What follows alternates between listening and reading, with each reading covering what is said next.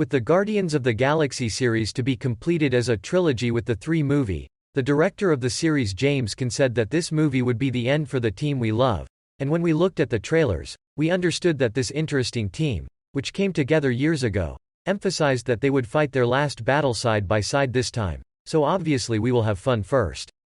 Then we will be a little sad, but if you ask me, even if this is the end, for the Guardians of the Galaxy brand, this will not be the end. There will be important details I will say, so if you're ready, let's get started. First of all, I think that there will be a little more punchy, a little more emotional songs in the new powerhouse in the third movie, guys. Because James Gunn has now stopped shooting movies for Marvel and headed the movies in the DC universe, and from now on, we will follow him in his decline, but how much Jameska's Guardians of the Galaxy team and all its actors are. We know you love. That's why he worked twice as hard on the script of this movie, and this time he had a hard time choosing the song. But of course, I'm sure the movie will still protect the comedy side, and now we can start talking about the movie because now there is very little left. I'm still trying to adjust my eyes to the new bloated Groot. Actually, it makes sense for him to be more built as a new generation young Iris than the first Groot. By the way, the Christmas episode was a nice short film in my opinion, and there they have compressed a very important detail between the Star-Lord and the Mantis, so I don't give spoilers for those who don't watch it, but it's an important interim movie because we learned there that the Guardians of the Galaxy settled on the planet Naur, which is now the head of a celestial being, and now, their new campus, which they have established as if this is officially their center, is now much, much larger and crowded. At the same time, with their new official uniforms, no one will be able to call the Guardians of the Galaxy ropeless heroes anymore. New uniforms are referred to as looter outfits, especially Rocket Raccoon's outfit in the comics. It is important that the team has a place now because although this is perceived as the last movie, the name of the Guardians of the Galaxy continues with new elements. For example, the actor who played Drax gave the signal that you will not continue to play anymore. Someone from the whole team, especially Mantis or Nebula, may leave the team in this movie. But if you ask me, it would be great if they introduced Marvel's Nova character to us in this movie, for example, in his young form. So, I think it would be exciting if they first recognized Nova as the new member of the team and then prepared their own solo films. The story of the character's character is directly connected to everyone, and you may remember that the first thing the Guardians of the Galaxy did in the first movie was to save Xandar. But in the Infinity War movie we learned that Thanos completely destroyed this planet to get the Power Stone, and unfortunately that subject boiled over before we saw it. I had a dream to one day see the Nova in the Guardians of the Galaxy movies. But I mean that they never came back to that subject. Whatever I mean, this movie should not be the end of the Guardians of the Galaxy series. Because this name is still an important name for the Disney brand's product sales, and I think they will continue this series for many years by adding other characters. Team and showed us other possibilities. But these were all references. I don't take every detail seriously. Speaking of new characters, in this movie, we will meet the man character we have been waiting for years, and our enemy called a High Evolutionist, and the man we call a High Evolutionist will connect us directly to Rocket's dramatic backstory. This man, who is called a High Evolutionist in the comics, is a superior human being, as the name suggests, and therefore known as an evolutionist. By the way, this race was living on Gourd Mountain in the comics, and I saw this also, the same mountain where Vanda and Petro's mothers gave birth. We also saw this mountain in the cinema as the temple of the god of chaos named Khoton in the second movie of Doctor Strange. Where he was born, and Vanda's midwife was already an animal human, which we saw a lot during WandaVision.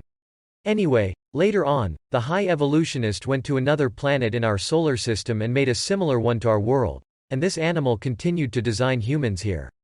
The scene in the trailer where the Guardians of the Galaxy came to the world and met with animal humans shows that we will see this in the same way in the movie.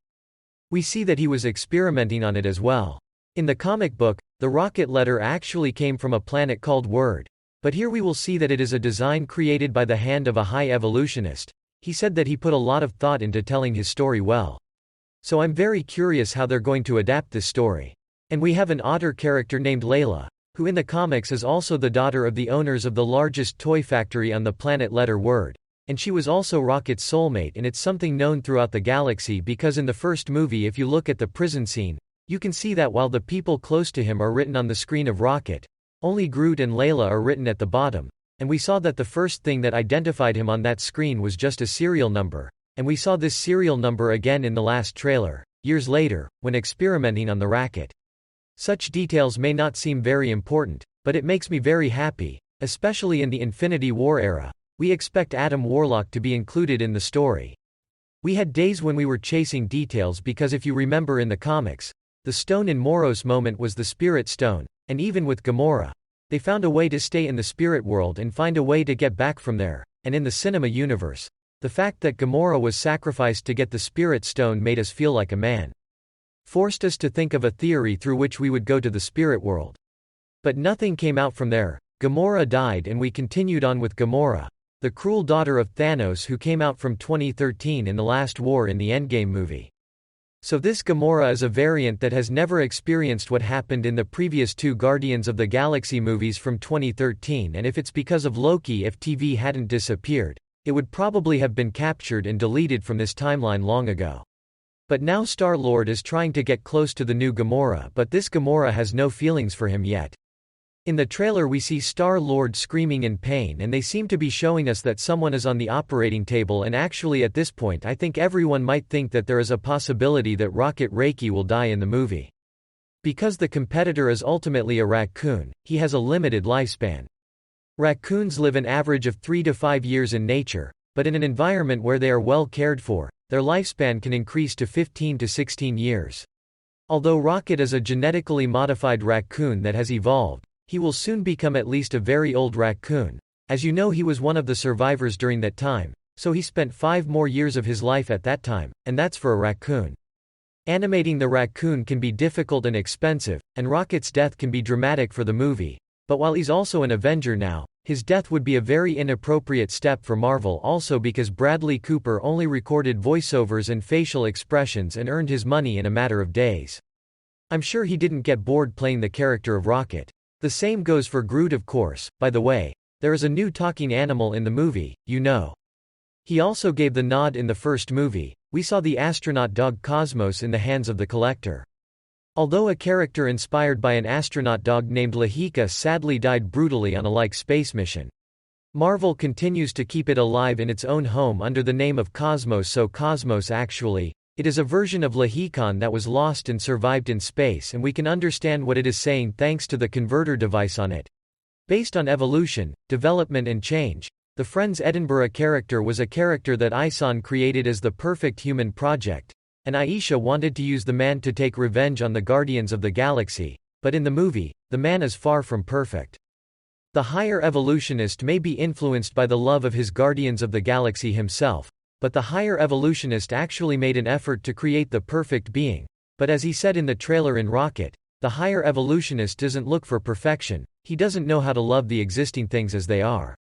We've already seen him turn into a sort of father figure rather than a leader in his new family, and especially with his ego being the bad dad, Yondan's death made him grow up on it.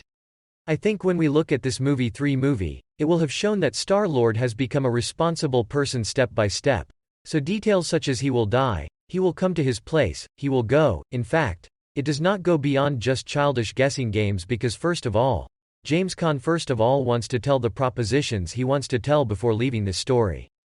And want to complete the theme. To summarize Guardians of the Galaxy Volume 3, we see the team together again, but with new kits and a new purpose.